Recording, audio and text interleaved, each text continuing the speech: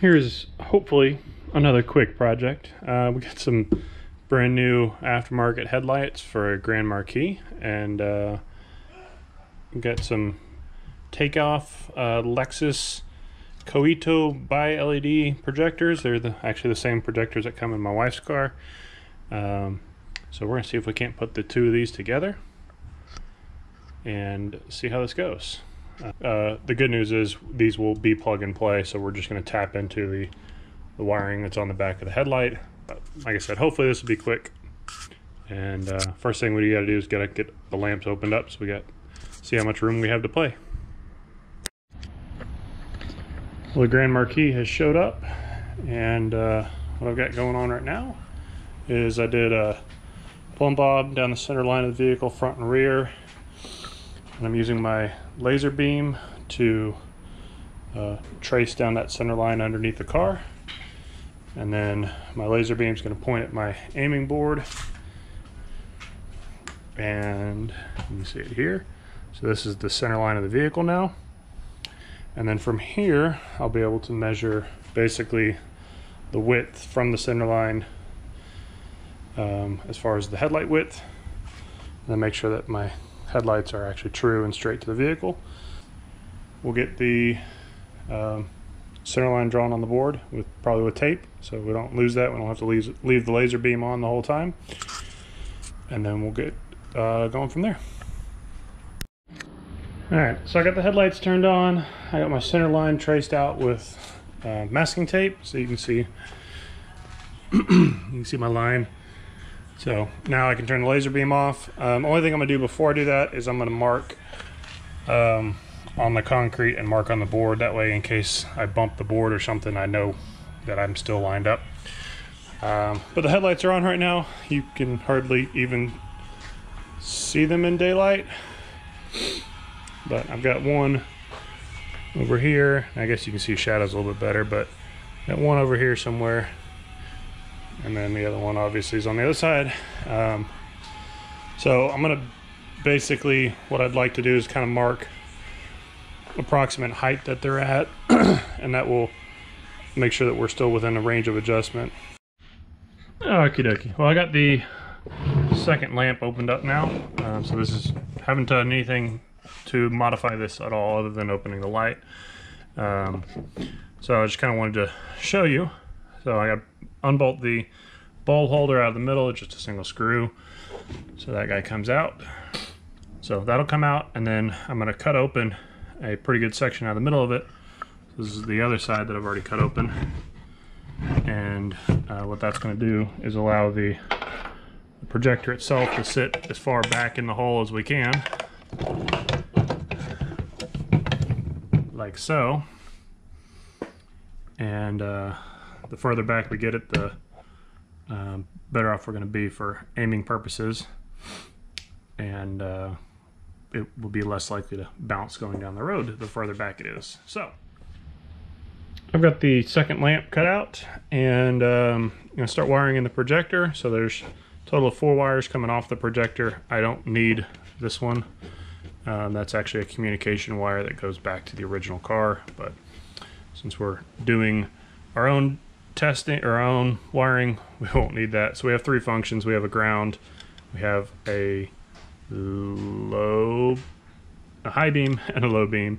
So I'm going to need to wire in a diode, and the diode is going to go from my high beam to my low beam. And so basically the way the car works is the normal low beam obviously works, and then if you pull on the multifunction switch, you get both low beam and high beam. If you push the switch away from you, you lose low beam and you only get high beam. But the way that the projector works is there's a cutoff shield, and the cutoff shield folds out of the way to get to high beam, so the bulb itself needs to stay powered on the whole time. So we're going to bridge that with a diode, and the reason I'm using a diode is so I don't backfeed into the car when the regular low beams are on. Like if I basically just did a wire to wire here, then A, the high beams would be on all the time, and B, I could backfeed into the car, and I don't want to do that. So I'm gonna have to wire a diode across the two. But other than that, and the reason I'm doing it internal inside the headlight is the car will still remain plug and play capable. So, okie dokie, got the diode wired in. So I just need to tape that up since these are actually live leads. I want to make sure that they get covered up so we don't short anything inside the housing, because that would be no fun. And you're probably saying, Patman, what does a diode do? And to be honest with you, I don't know. No, I'm just kidding. A diode is essentially a one-way valve for electricity up to a certain limit, and they're rated at different ratings, but essentially, so what we're going to have is power being able to go from the high beam side into the low beam side, and that will allow us to power the low beam side from the high beam wiring. And then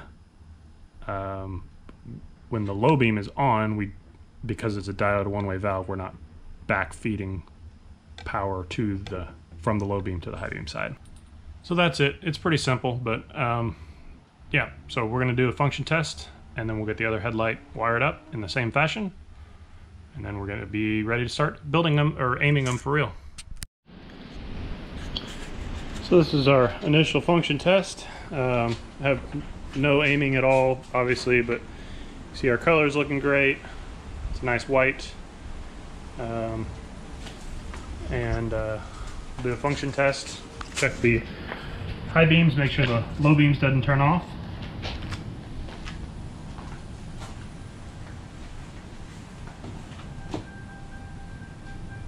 That's forward on the high beams. You see both the high beam and low beam are working correctly. So that was great. Everything worked like it should, and now we'll see what. So that's literally just setting on there. So I need to start mounting that guy up, and we need to swap headlights and get that one wired in. So let's get to it.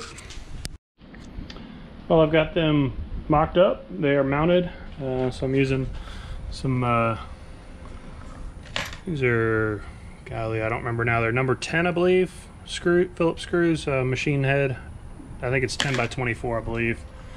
So I've got one in 3 of the corners, which is just like how factory mounts headlights.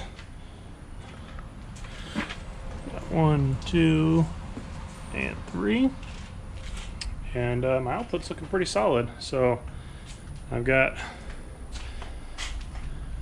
my nice step up, which is focused right where the center of the beam should be. And then same thing over here. I got my step up, and this is my center mark right there. So I think we're in pretty good shape. Definitely happy with how they're coming along. So I'm gonna have to pull them back out, take them apart so I can epoxy them, make sure nothing moves, and then we'll seal them back up and pop them back in. Well, I got everything epoxied in here, and looks like my epoxy's pretty well tacked up. It's not perfectly dry yet, but we're getting there. So probably gonna go ahead and pop these things back together and get the housings back out and glue them in. So I gotta pop the buckets back into headlights. They just pop on, and I'm gonna pull the headlight back out and then stick the lenses on.